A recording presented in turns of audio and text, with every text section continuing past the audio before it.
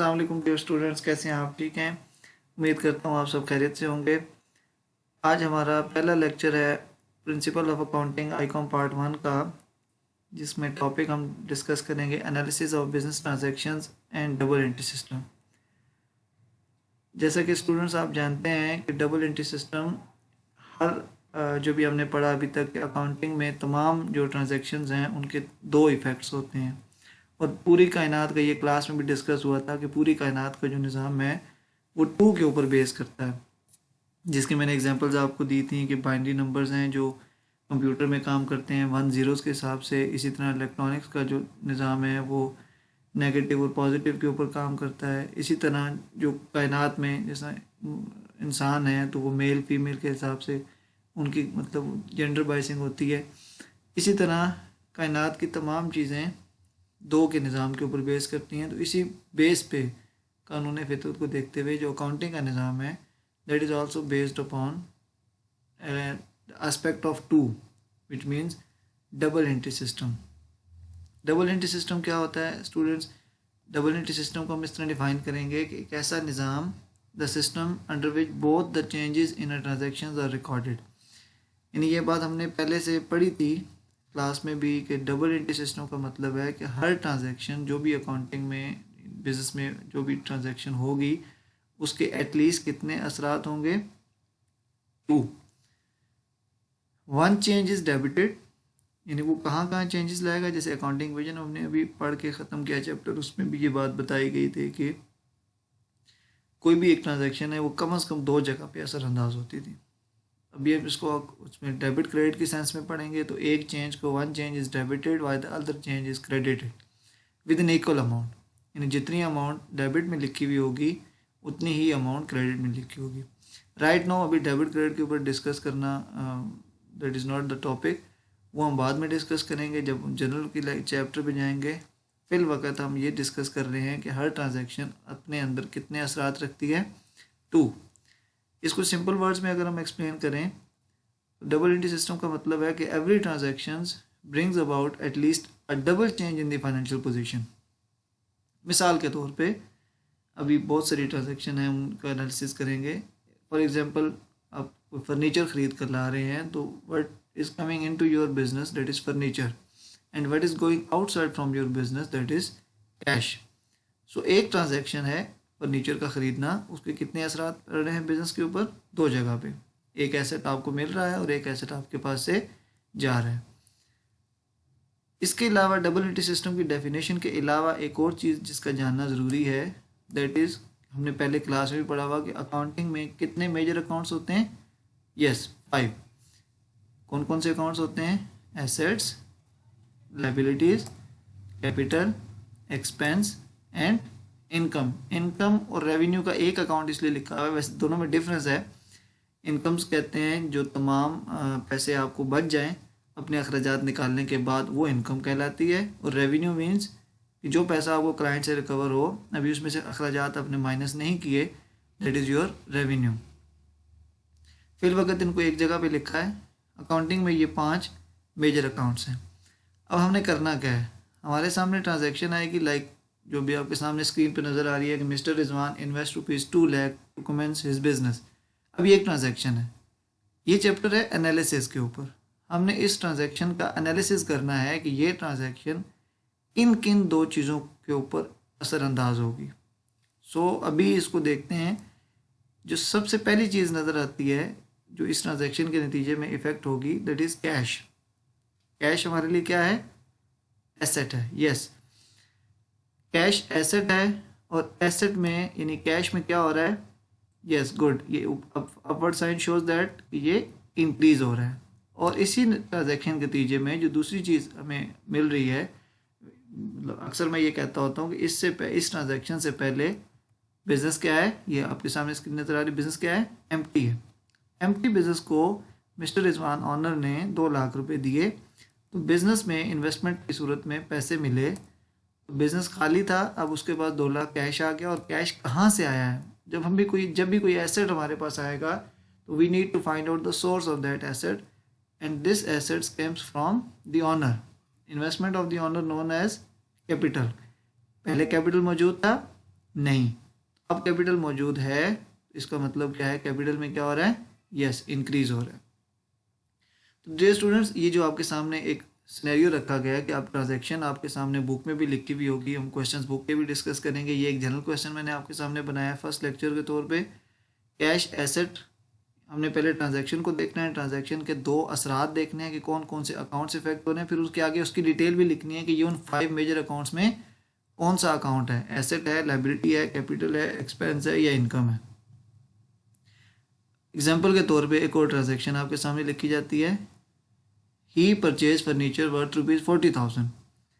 अब ये उसी बिजनेस में, जिस बिजनेस के पास 2 लाख रुपए मिस्टर रिजवान यानी ऑनर की तरफ से आए, अब उसके लिए उसके पास एक नई ट्रांजैक्शन है बिजनेस में, उसने बिजनेस के लिए 40,000 रुपये का फर्नीचर परचेज किया। अब ये तो बात अभी मैंने एग्जांपल में बता दी थी कि फर्नीचर का ख़रीदना कौन कौन से 2 असरात रखता है अपने अंदर। रिमाइंडर जो आपने उसमें पहले से जहाँ हमने डिस्कस किया था डब्ल्यूटी सिस्टम को, जी एक एसेट हमारा इंक्रीज हो रहा है और दूसरा एसेट हमारा यस डिक्रीज हो रहा है। कैश में कमी आ रही है जबकि फर्नीचर जो एसेट है, और ये दोनों ही एसेट है, फर्नीचर एसेट जो है वो बढ़ रहा है और कैश वाला जो एसेट है डिक्रीज हो रहा है।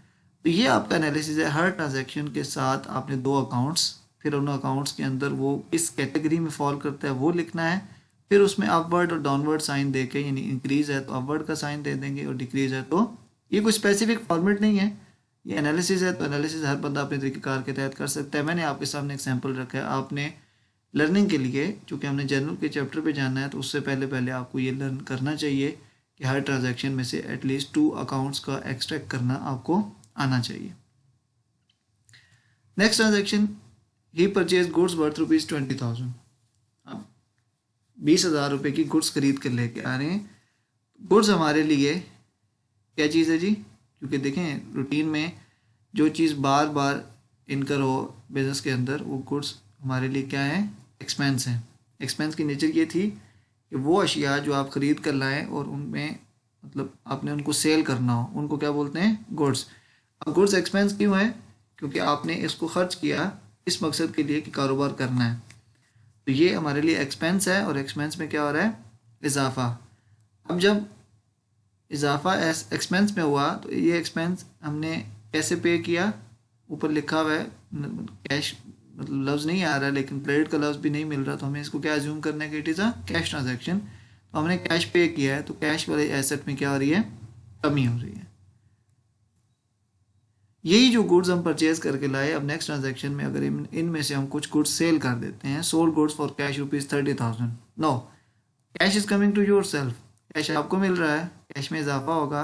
जबकि जो गुड्स हैं जब खरीदी गई तो वह एक्सपेंस में थी, जब ये गुड्स बिक गई हैं, जो आपका बिजनेस का प्राइम ऑब्जेक्टिव है, तो आपके बिजनेस में क्या आ रहा है, क्लाइंट आपको पेमेंट देगा तो आपके बिजनेस में क्या आ रहा है, रेवेन्यू। रेवेन्यू में क्या हो रहा है, यस इजाफा, रेवेन्यू बढ़ रहा है। पहले रेवेन्यू नहीं था मौजूद, अब 30,000 रुपये आपको मिले, तो ये जो कैश आपके पास आया है, देखें जो आप यहाँ मैं आपको बताता हूँ, जहाँ पे ये आपका जो कैश है, जब भी आपको कोई एसेट मिले, जब भी आपको कोई एसेट मिले, उसका फिर आपने सोर्स ढूंढना है, ये एसेट कहाँ से आया है। ये अभी आपको पता है कि ये वाला एसेट कहाँ से आया है, यस ये एसेट आने की वजह आपने क्या किया है, गुड्स बेची हैं। तो कोई भी एसेट होगा वो आएगा तो उसकी भी लॉजिक मौजूद होगी, जैसे ऊपर वाले ट्रांजैक्शन में ये आपको नज़र आ रहा होगा, ये यहाँ पे आपके यहाँ से एक एसेट जा रहा है, ये डिक्रीज का साइन नज़र आ रहा है आपको, तो ये एसेट गया यानी कैश में कमी हुई, तो इसकी भी कोई वजह होगी कि ये एसेट आपने कहाँ खर्च किया, कहाँ पे, ये इसका मतलब इसकी रीज़न क्या है इस एसेट के जाने की। और ये जो नेक्स्ट ट्रांजैक्शन आपके सामने नज़र आ रही है कि आपको कैश मिल रहा है, तो इसकी भी कोई वजह होगी। डेफिनेटली आपकी एक साइड आसान हो जाती है जब आपको ये चीज़ नज़र आ जाए कि आपकी तरफ क्या चीज़ ट्रांसफ़र होकर आ रही है। नेक्स्ट ट्रांजैक्शन देखते हैं, गुड्स खरीदी, अब गुड्स आपको मिल रही हैं, एक्सपेंस है जो पहले भी हमने बात की, लेकिन अभी हमने इसमें लिखा कि purchase goods from Ahmad on credit, इस ट्रांजैक्शन में हमें ये चीज़ पता चल रही है कि हमने गुड्स खरीदी ज़रूर हैं लेकिन अभी उनकी पेमेंट नहीं थी। तो आपको पता है कि जिस चीज़ की पेमेंट ना दी जाए वो हमारे लिए क्या होती है, लाइबिलिटी। तो गुड्स में इजाफा हो रहा है, एक्सपेंस में इजाफा हो रहा है, जबकि अहमद जिसको अभी हमने पेमेंट दी नहीं है तो ये हमारे लिए क्या बन जाएगा, लाइबिलिटी, क्योंकि हमने पेमेंट फ्यूचर में देनी है। जिस बंदे को हमने जिन लोगों से हम गुड्स खरीद कर लाते हैं और हम उनको पेमेंट नहीं देते, वो लोग हमारे लिए क्या बनते हैं, ये क्रेडिटर का लफ्ज़ लिखा हुआ है, क्रेडिटर्स मीन्स लाइबिलिटी। तो लाइबिलिटी में इजाफा होगा। इसके बाद अगली ही इसी तरह की ट्रांजैक्शन है कि आपने अगर किसी को गुड्स उधार पे बेची, तो गुड्स अगर आप उधार पे बेच रहे हैं तो जिस बंदे को आप सेल कर रहे हैं, sold goods on account to Asan, Asan से 2500 रुपये फ्यूचर में वसूल करने हैं। तो जब जिस बंदे से फ्यूचर में पेमेंट वसूल करनी हो वो लोग हमारे लिए क्या होते हैं, डेटर। क्या है, डेटर, लफ्ज़ डेटर है, डेप्टर नहीं पढ़ना, डेटर। डेटर्स या जो मतलब जिस बंदे से हमने पेमेंट फ्यूचर में वसूल करनी है वो हमारे लिए क्या है, एसेट। एसेट में क्या हो रहा है, इजाफा। और इसमें जो गुड्स हमारी जा रही हैं तो किस चीज़ का बायस बन रही हैं, रेवेन्यू का, आमदन। रेवेन्यू को उर्दू में क्या लफ्ज़ होगा, आमदन का बायस बन रही हैं। गो के हमें अभी पैसे नहीं मिले लेकिन फ्यूचर में हमें पेमेंट मिलेगी।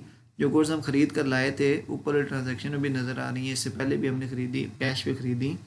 तो ये गुड्स हमारे लिए जब बिकेंगी तो किस चीज़ का बायस बनती हैं, आमदन का बायस बनती है, रेवेन्यू का बायस बनती है। तो रेवेन्यू में क्या हो रहा है, इजाफा।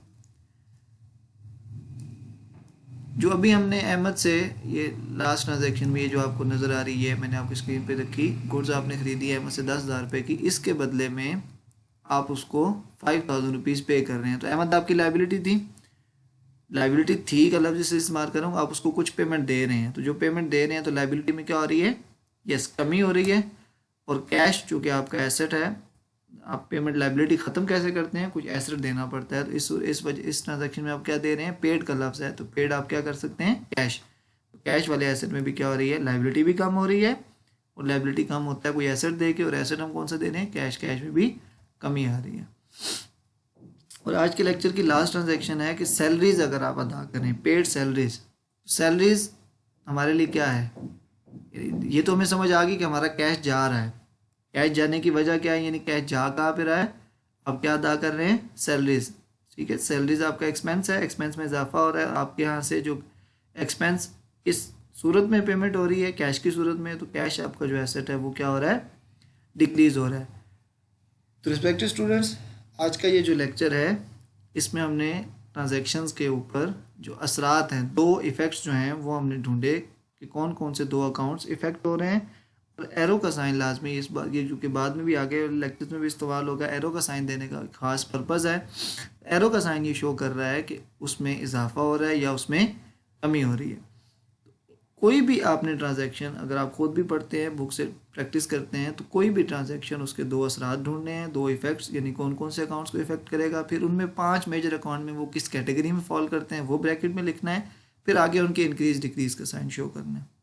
जज़ाकल्लाह, अल्लाह ताला आपको मज़ीद मेहनत की तौफीक दे। और हम उम्मीद करते हैं कि ऑनलाइन क्लासेस से आप मुस्तफ़ीज़ भी होंगे, और इंशाअल्लाह ताला जब हम वापस लॉकडाउन के बाद क्लासेस में आएंगे तो ये चीज़ें आपको आती होंगी। जज़ाकल्लाह खैर, अल्लाह हाफिज़।